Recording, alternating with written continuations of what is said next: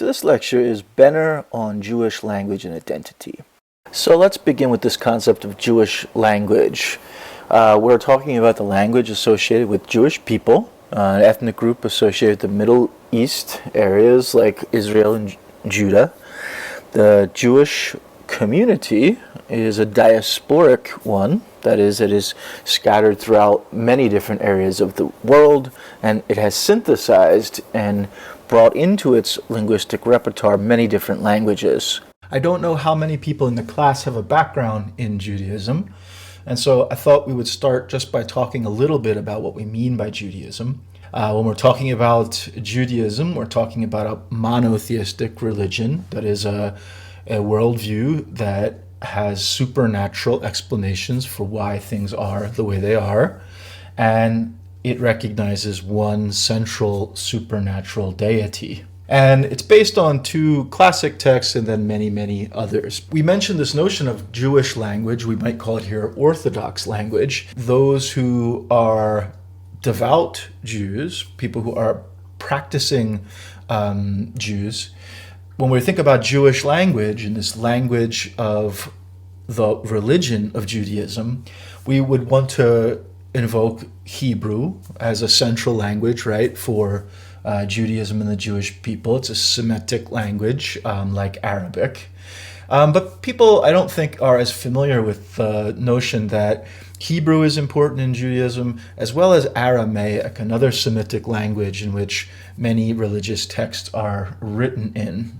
And Hebrew and Aramaic, if you can think of these as sort of the original languages of the Jewish people, when the Jewish diaspora, that is the people that moved outside the area of what was traditionally Israel, Hebrew and Aramaic influenced other languages. And the most important, when we think about Jews here in the United States, is the Germanic Yiddish language.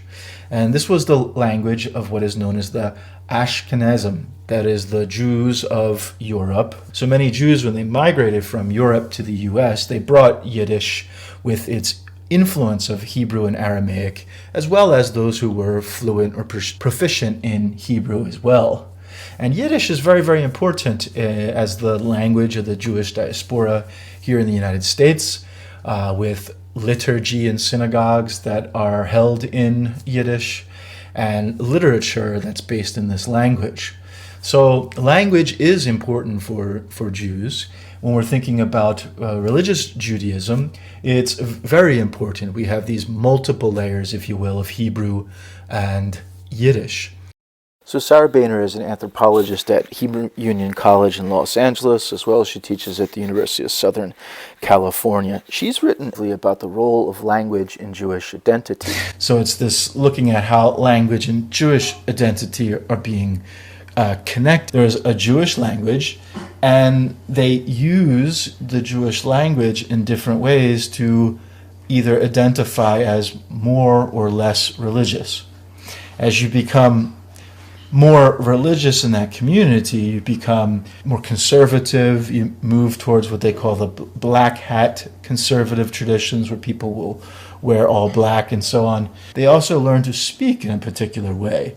So becoming religious is a process of also coming to learn to use this Jewish language in the right way or the appropriate way, where both you make choices to identify as religious, but the Orthodox Jewish community, through the way you speak, recognizes you as Orthodox, recognizes you as part of this more conservative, more devoutly religious community. So it's an interesting example of this, what we're talking about, right? The way of using the Jewish language allows people to identify themselves and others in different ways and mark those boundaries. Either you're Orthodox and conservative, or you're not. You're more moderate, or you're more modern, or you're secular. Here's Benor herself describing the language in use. Now I'm going to give you a quote, and you'll see some of these distinctive features here. This is a quote that a rabbi said while he was giving a lecture in preparation for Passover. The mitzvah of the matzah by the Seder should be, we're machmir, it's a chumrah to have shmura mishas haktsira, that the wheat that is harvested for Pesach should be already watched from the time of the harvest. So you see the underlined words are words from Hebrew. Notice they're pronounced in the Ashkenazi way, the Eastern European way, as opposed to the Israeli way. And the bold features, the by we mentioned, and already is also an influence from Yiddish grammar.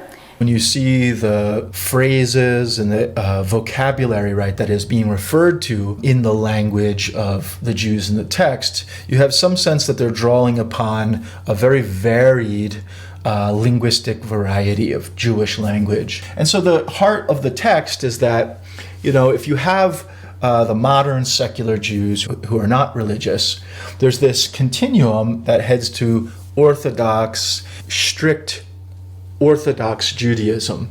And Jews kind of fall along that continuum. You can be frum, or religious, the term coming from Yiddish, frum, religious. You can be frum from birth, and that can be seen in the way you use language. You can identify as frum from birth by the way you use language. You can be identified as frum, or identify as frum just simply as religious, also in the way that you use language. To this ba'alei teshuvah, those who return or repent, those who at one point were kind of modern secular Jew, but they are returning to their religion and they're becoming more religious, becoming frum, if you will. And the idea is that the use of Jewish language has particular norms and conventions. And if you are secular or modern, you do not know those conventions. And so when you begin to become religious, you use Jewish language in a distinctive way, and you can be identified as such.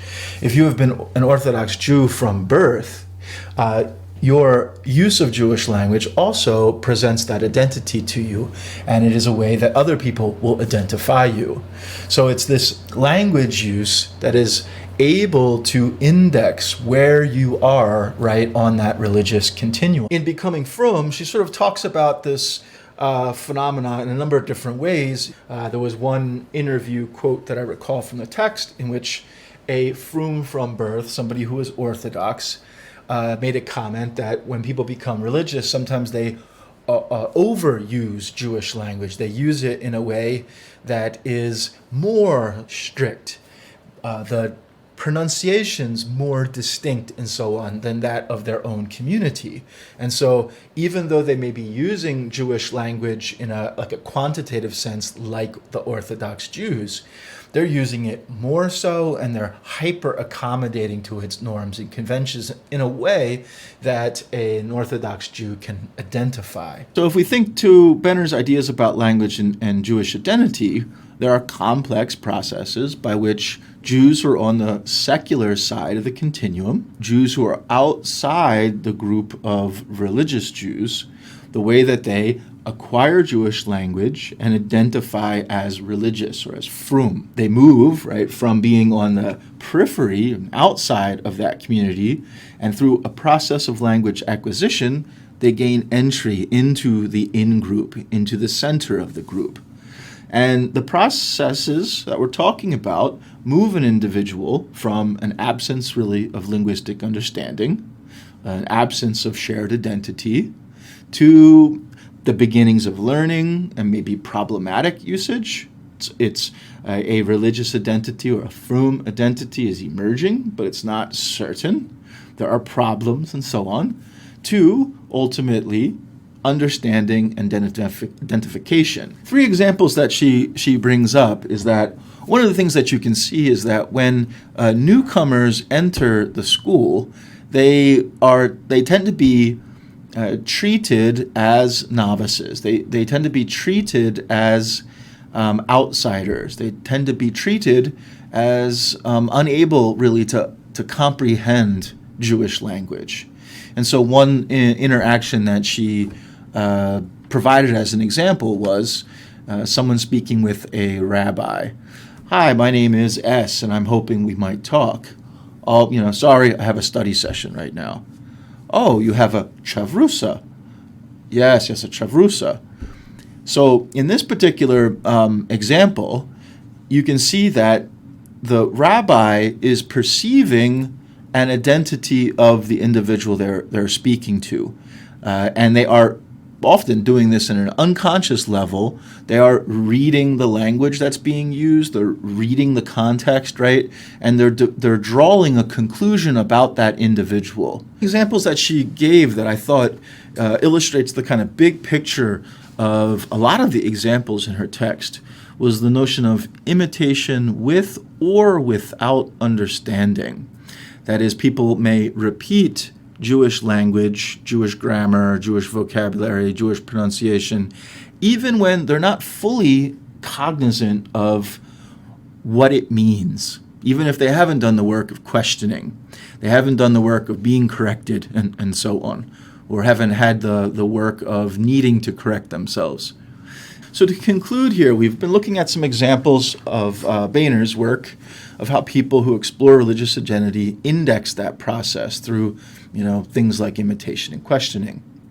They, in the context of the yeshiva, people who have a religious identity can exclude newcomers as well as socialize them into the group.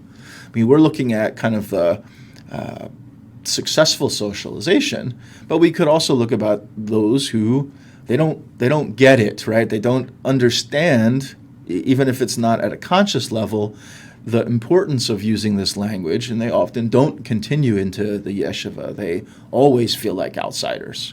But there are those who kind of learn it and get socialized and become part of that center group. Jewish language really is a complex English variety. Religious and non-religious Jewish identities are indexed by the use of Jewish language. In this, you may find less usage of these elements by sort of assimilated and secular Jews, where on the other hand, you may have a devout Orthodox Jews that's using a variety of distinct pronunciations, vocabulary, and grammar that index their identity.